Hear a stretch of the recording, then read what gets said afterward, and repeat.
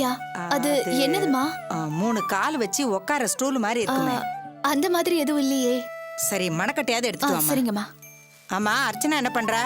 அக்கா குழந்தைக்கு சாம்பிராணி போடுறதுக்காக நெருப்பு ரெடி பண்ணிட்டு இருக்காங்க. சரியான பொண்ணு. முதல்ல சாம்பிராணி தான் முக்கியமா? ஐயோ, தண்ணி சூடா இருக்கே. பச்சை தண்ணி எங்க? அம்மா கரெக்டா இருக்குமா?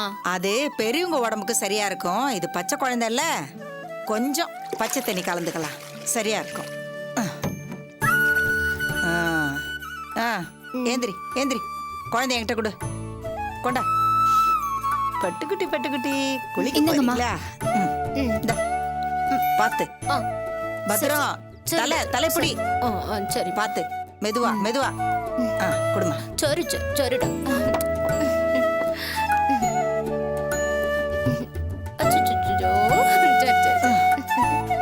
அப்பா, பாட்டி வந்தோடனே குட்டிக்கு சந்தோஷம் ஆயிடுச்சு. கொண்டா கொண்டா கொண்டா கொண்டா. குடு. பாத்து. அப்பா, என் செல்லம் குளிக்க போறீங்களா?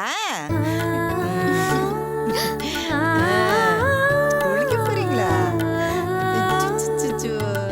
பிரியா, தண்ணி எடுத்து ஊத்து. இப்படியா ஊத்துவாங்க? இப்படி கைய வச்சுக்கிட்டு ஆத்துற மாதிரி ஊத்து ஊத்து. 3 மாசம் வரைக்கும் குழந்தைய நம்ம வீட்டுல வச்சிருந்து அது நல்லபடியா வளர்ந்ததுக்கு அப்புறம் அனுப்பி வைக்கிறமான்னு சொன்னேன். எங்க எங்க என் பேச்ச கேக்குறா? ஏன் தான் இந்த அர்ச்சனா என் பேச்ச கேட்காம இப்படி வந்து அவஸ்தைப்படுறாளோ தெரியல. பிள்ளைய வளர்க்கறதுக்கு வீட்டுல ஒரு பெரியவங்களாவது இருக்கணும்ல. தண்ணி ஊத்து, மெதுவா. மெதுவா மெதுவா. பாத்து பாத்து, மெதுவா ஊத்து. குடிக்கிறாரு. மெதுவா மெதுவா குனிஞ்சு ஊத்து. பாருடா செல்லம், அம்மாவுக்கு என்ன அம்மா அப்பா இல்லையா? சொந்த பந்தம் இல்லையா? சொல்ற பேச்சு கேக்குறாளா உன் அம்மா? அவ என்ன ஊரை விட்டு ஓடி வந்தா கல்யாணம் பண்ணிக்கிட்டா? நாங்க எல்லாரும் பார்த்து தானே அவளுக்கு கல்யாணம் பண்ணி வச்சோம். எதுக்கு இப்படி தனியா கடந்து அவஸ்தைப்படணும்? என்னடா கண்ணு, தண்ணி சூடு பத்தலையோ? அம்மா, என்ன நீங்க கம்முன்னு இருக்க? பானாக்கா மனசு கஷ்டப்படுற மாதிரி ஏன் இப்படி பேசுறீங்க? ஐயோ பானு, நான் உன்ன நினைச்சு சொல்லலம்மா, யதார்த்தமா சொன்னேன். நீ ஒண்ணும் மனசுல வச்சுக்காத. சரிம்மா.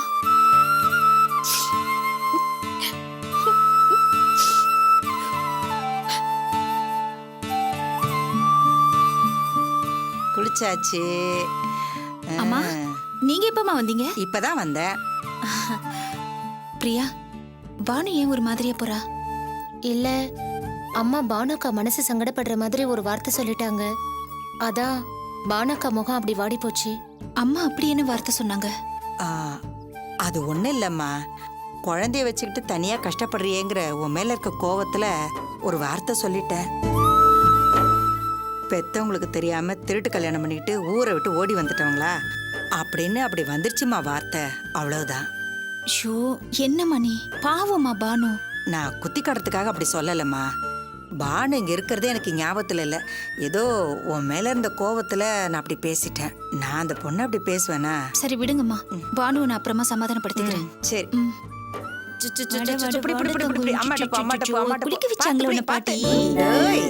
குளிச்ச உடனே தூக்கம் வந்துருச்சா ராஜா உங்களுக்கு?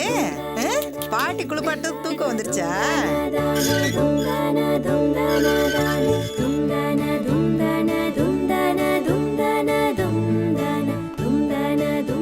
பவுடர் நிறைய போடுமா?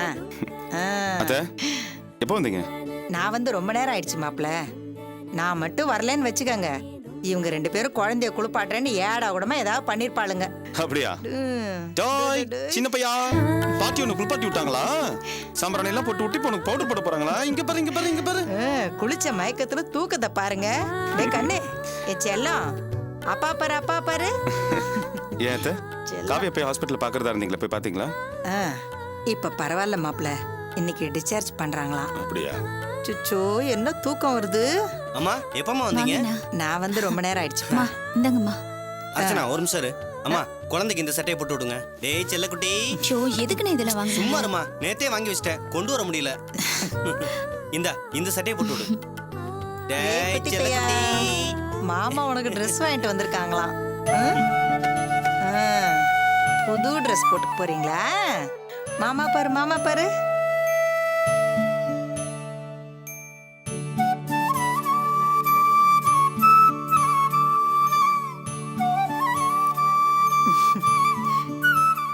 சட்டை ரொம்ப நல்லா இருக்குப்பா. இவனுக்குன்னே அளவெடுத்து தைச்ச மாதிரி இருக்குல்ல. சரிடா கிளம்பலாமா? கிளம்பலாம்டா. என்ன 2 பேரும் சாப்பிடாமலே கிளம்புறீங்க? பரவாயில்ல அர்ச்சனா, நீ முதல்ல அம்மாக்கு சாப்பாடு போடு, நாங்க அப்புறமா வந்து சாப்பிட்டுக்கிறோம். கிளம்பிட்டா அத்தை? சரிங்க வர மாமா. முடியும். வரேம்மா. சரிங்க வரேன் பிரியா. வாங்க.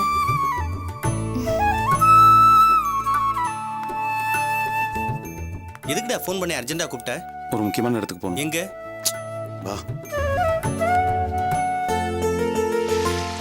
அம்மா எவ்வளவு நேரம்? பசிக்குது எனக்கு. ரெடி ஆயிடுச்சுமா, எடுத்துட்டு போய் சாப்பிடு. ம். இதோ இதுல வை. சரி.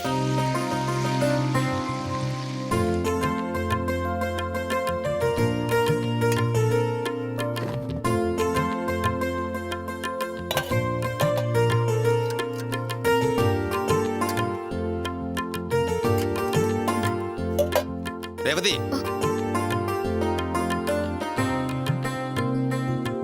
முதல்ல எந்திரி.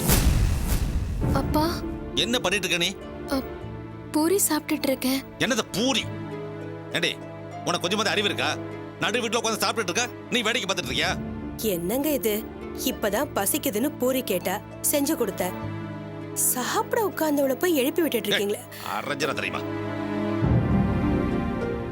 ஏங்க, நீங்க பண்றது கொஞ்சம் கூட நல்லா இல்லைங்க. எது இதுலதான் கஞ்சத்தனம் பண்றதுன்னு விவஸ்தை இல்லையா?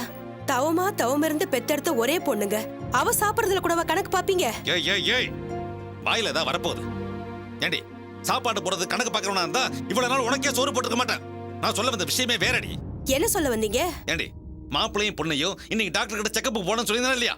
அங்க போனா பிளட் டெஸ்ட், அந்த டெஸ்ட், இந்த டெஸ்ட், ஏகப்பட்ட டெஸ்ட் எடுப்பாங்க. அதுக்கெல்லாம் வெறும் வயித்தோட தான் போனோம். இதெல்லாம் உனக்கு தெரியாதா? இதுக்கு அவ்வளவு டென்ஷன் ஆயிட்டீங்க? இன்னைக்கு இல்லனா நாளைக்கு போறாங்க. ஏய், ஏய், அறிவு கட்ட நம்ம பேசிட்டு இருக்க. அந்த டாக்டர் இந்த விஷயத்துல ஸ்பெஷலிஸ்ட். இன்னைக்கு விட்டா ஃபாரின் போயிடுவாங்க. வரத்துக்கு 1 வாரம் ஆகும். நான் கையில கால்ல விழுந்து அப்பாயின்மெண்ட் வாங்கி வச்சிருக்கேன்.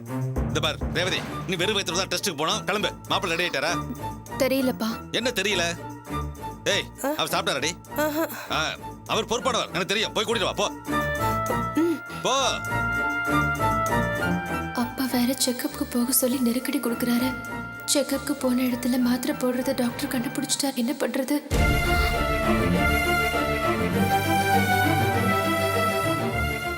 உங்களுக்கு எல்லாம் நான் சொல்லணும். உங்களுக்கா தெரியாது.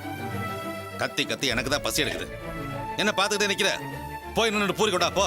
அப்பா, என்னம்மா? அப்பா இங்க வாங்க. ஏங்க, என்னாச்சுன்னு தெரியலையே. வாங்க போலாம்.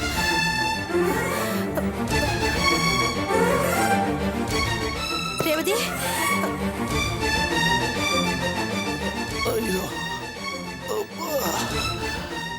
மாப்பிளைக்கு என்னமாச்சு?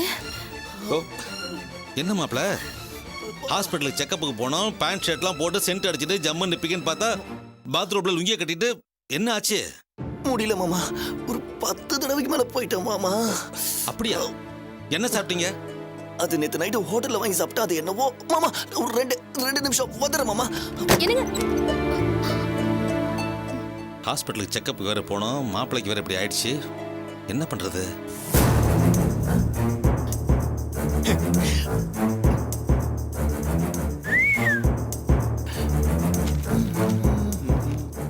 மாப்பிள மாமா, ஒன்னும் கவலைப்படாதீங்க.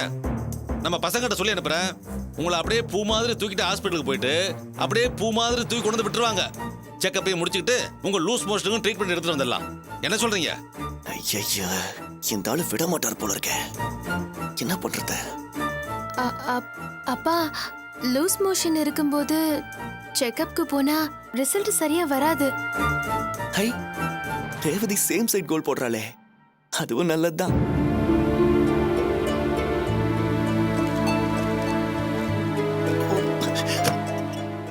அத்தை, பைப்ல தண்ணி வரல அத்தை. டேங்க் காலியா இருக்கு போல இருக்கு. கொஞ்சம் மோட்டர் போடுங்க. மாப்பிள ரொம்ப டயர்டா இருக்கிற போல இருக்கே. சரி மாப்பிள, இன்னைக்கு நீங்க ரெஸ்ட் எடுங்க.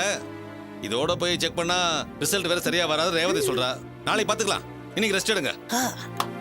அம்மாடி, மாப்பிள ரொம்ப களைப்பா இருக்காரு போல இருக்கு. கொஞ்சம் குளுக்கோஸ் இருந்தா கலக்கி கூட. பாத்துக்கம்மா, வாடி.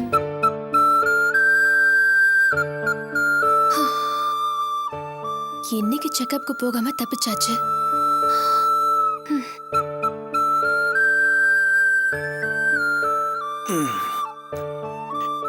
இன்னைக்கு ஏதோ லூஸ் மோஷன் சொல்லி செக்கப்புக்கு போகாம தப்பிச்சாச்சு. நாளைக்கு எப்படி தப்பிக்கிறது? நாளைக்கு இது மாதிரி ஏதாவது பண்ணுவோம்.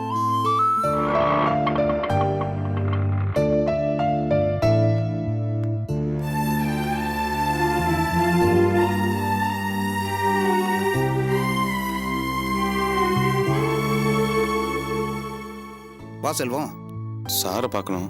அண்ணன் கொஞ்சம் பிஸியா இருக்காரு. ஒரு முக்கியமான விஷயம் பேசணும். நான் வந்திருக்கேன்னு சொல்லுங்களேன். சரி, கொஞ்சம் இரு, கேட்டு வந்துடுறேன். எல்லாத்தையும் ஏற்பாடு பண்ணிட்டேன், நீங்க பாத்துங்க. அண்ணே, உங்களை பார்க்க மெக்கானிக் செல்வம் வந்திருக்காப்ல. அப்படியா? வர சொல்லு. சரிங்கண்ணே. செல்வம், அண்ணா வர சொன்னாரு. வாடா. அண்ணா அப்புறம் ஸ்கூல் மேட்டு சொன்னேன். கண்டிப்பா பண்ணிடுவோம். சரிங்கண்ணா. வாங்க தம்பி. சார். வணக்கம் வணக்கம். உட்காருங்க. பரவாயில்ல, இருக்கட்டும். உட்காருங்க தம்பி. அப்புறம் ரொம்ப நாள் ஆச்சு இங்க வந்து. எல்லா விஷயமும் கேள்விப்பட்டேன் செல்வம். ஷெட்டு வீடுன்னு உங்ககிட்ட இருக்கிற எல்லாத்தையும் பிடிங்கிட்டு உன்னை துரத்திட்டாங்களாமே. இப்ப சிம்பிளா மரத்தடியில ஷெட்டு வச்சு பொழப்பு நடத்திட்டு இருக்கிறியா? என்ன கொடுமை இது. சரி, வந்த விஷயத்த சொல்லு. என்னால ஏதாவது உதவி ஆகணுமா? ஆமா சார், என் தங்கச்சிக்கு கல்யாணம் வச்சிருக்கேன். நல்ல விஷயமாச்சே. சார், என் தங்கச்சி கல்யாணத்துக்கு நகை நட்டு சீர்வரிசை எல்லாம் செய்யணும். என் சக்திக்கு மீறி செய்கிறதா வாக்கு கொடுத்துட்டேன். அதுக்கு கொஞ்சம் பணம் தேவைப்படுது. என் தம்பி வேலை விஷயமா உங்ககிட்ட ஏற்கனவே நாங்கள் கொஞ்சம் பணம் கொடுத்துருந்தோம். நீங்கள் கூட திருப்பி தரேன்னு தான் சொன்னீங்க. ஆனால் அதுக்குள்ளே இந்த மாதிரிலாம் ஆனதுனால என்னால் வர முடியாத சூழ்நிலை. அதான் உங்களை ஞாபகப்படுத்தி அந்த பணம் மறுபடியும் கிடைச்சா நல்லா இருக்கும்னு சொல்லிட்டு போகலாமேன்னு வந்தேன்.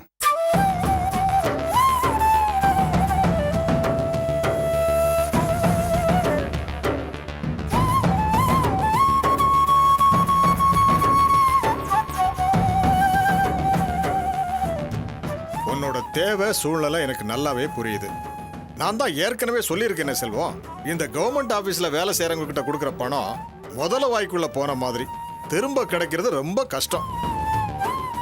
இதுக்கு முன்னாடியே ஏதோ கஷ்டம்னு தான் வந்து கேட்டேன். நான் அப்பதான் முயற்சி செஞ்சு பார்த்தேன்.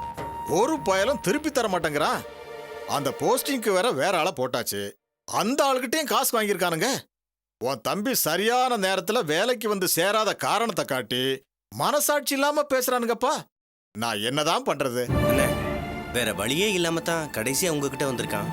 இப்ப நீங்க 2 லட்சம் ரூபாய் கொடுத்தாலும் அவன் ஒத்துக்கிட்ட மாதிரி சீர்வரிசை செய்ய முடியாதுன்னு. ஏன்னா 50 சவரம் செய்யறேன்னு ஒத்துக்கிட்டு இருக்கான். மொத்தம் 7.5 லட்சம் ரூபாய் செலவாகும். நீங்க 2 லட்சம் ரூபாய் கொடுத்தாலும் மேற்கொண்டு 5.5 லட்சம் ரூபாய் இவன் வெளில தான் கடன் வாங்கணும். அதனால நீங்க தயவு பண்ணீங்கன்னா ரொம்ப உதவியா இருக்கும்ண்ணே.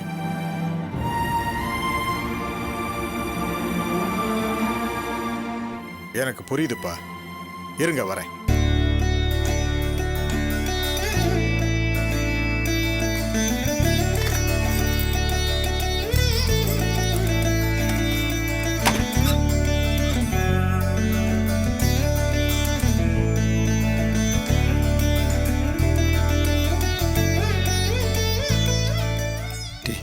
நான் சொன்னேன்ல, எல்லாமே நல்லபடியாக நடக்கும்னு.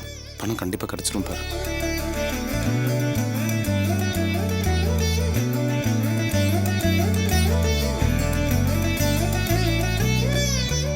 இந்த செல்வம், இதுல 20,000 ரூபாய் பணம் இருக்கு, வச்சுக்க.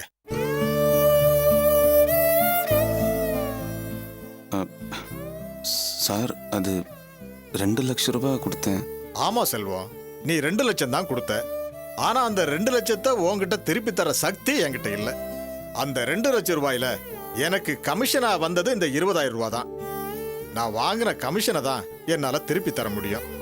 மீதியை மத்தவங்க கிட்ட கலெக்ட் பண்ணி தான் உனக்கு நான் தர முடியும். ஆனா அது எப்பங்கிறத என்னால உறுதியா சொல்ல முடியாது. செல்வம், என்ன நீ ரொம்ப நம்பி வந்திருக்க. நான் உன்னை ஏமாத்திட்டேன். வேற வழி இல்ல செல்வம். என் மனசாட்சி உறுத்துறதால தான் நான் வாங்கின இந்த கமிஷனை திருப்பி தரேன். இதை மறுக்காம வச்சுக்கிட்டு வேற எங்கேயாவது முயற்சி பண்ண. நல்லபடியா உன் தங்கச்சி கல்யாணத்தை நடத்தி முடி. பிடி செல்வம், பிடி செல்வம்.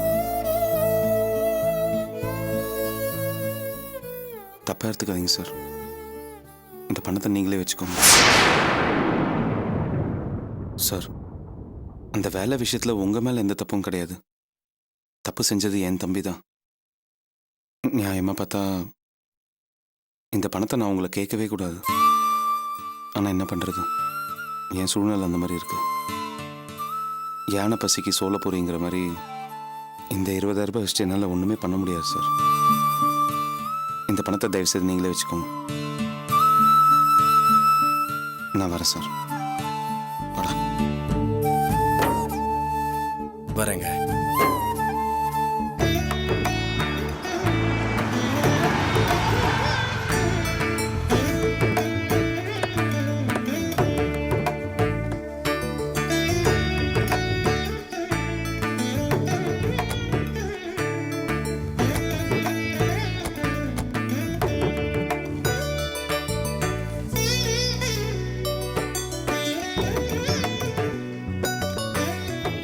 வாங்க சம்பந்தி, வாங்க சம்பந்தி அம்மா. காவியா, உடம்பு பரவாயில்லையாம்மா? பரவாயில்ல மாமா. அண்ணி, ஆபரேஷன் பண்ண இடத்துல வலியெல்லாம் இல்லையே? அதெல்லாம் ஒண்ணும் இல்ல மோனி. சரி, உள்ள வாங்க. சம்மந்தி, அவங்க 2 பேரும் இப்பதான் செத்து பழிச்சு வந்திருக்காங்க. ஆரத்தி எடுத்து திஷ்டி கழிச்சதுக்கு அப்புறம் வீட்டுக்குள்ள கூட்டிட்டு போலாமே, அதான முறை. இல்லைங்க, பொதுவாவே ஹாஸ்பிட்டல் அட்மிட் ஆகி வீட்டுக்கு வந்தா ஆரத்தி எடுத்து தான் வீட்டுக்குள்ள கூட்டிட்டு போவாங்க. அதுக்காக தான் சொன்னேன். மோனிகா, சமைக்கட்டை காட்டு, நானே ஆரத்தி கரைச்சிக்கிறேன். எல்லாம் எங்களுக்கு தெரியும், நீங்க இங்கே இருங்க, நானே போய் எடுத்துட்டு வரேன்.